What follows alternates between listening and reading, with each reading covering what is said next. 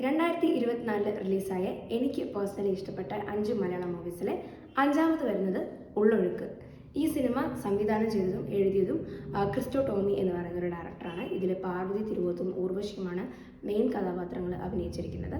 തൻ്റെ കാമുകൻ മറ്റൊരു മതത്തിൽ ചേർന്നതുകൊണ്ടും പുള്ളിക്കാരന് ജോലി ഇല്ലാത്തത് കൊണ്ടും ഒരു അറേഞ്ച്ഡ് മാരേജ് ചെയ്യാൻ നിർബന്ധിതയാവുകയാണ് പാർവതി. മാരേജ് ചെയ്തതിന് ശേഷം തൻ്റെ ഭർത്താവിന് ഒരു അസുഖം വരികയും അസുഖത്തെ തുടർന്ന് ഭർത്താവ് മരിക്കുകയും ചെയ്യാണ്. എന്നാൽ കല്യാണം കഴിഞ്ഞെങ്കിലും തൻ്റെ കാമുകനുമായി വിവേഹതര ബന്ധം പുലർത്തുകയായിരുന്നു പാർവതി. അടക്കം കഴിഞ്ഞ അടുത്ത ദിവസം തന്നെ കാമുകനൊപ്പം പുറപ്പെടാം എന്ന് തീരുമാനിച്ചിരിക്കുന്ന പാർവതിയെ ഫേസ് ചെയ്യുന്ന ഒരുപാട് പ്രശ്നങ്ങളാണ് ഈ സിനിമയിൽ കൂടെ വരുന്നത്. കനത്ത മഴ കാരണവും വെള്ളപ്പൊക്കവും കാരണവും അടക്കം ചെയ്യാൻ പറ്റാതെ വരികയും ഒരു അമ്മയുടെ ഇമോഷൻ, ഒരു വുമൺ ആയിട്ടുള്ള ഒരു സ്ത്രീയുടെ ഇമോഷൻസ്, ഇതെല്ലാം ഒരു വളരെ ഡീപ്പ് ലെവലിൽ കൺവേ ചെയ്യപ്പെടുകയാണ് ഈ സിനിമ. ഇത് ഒരു മസ്റ്റ് വാച്ച് മൂവിയാണ്. ഇത് പ്രൈം വീഡിയോയിൽ അവൈലബിൾ ആണ്. കാണാത്തവരൊക്കെ ഉറപ്പായിട്ടും കാണാം. Thank you.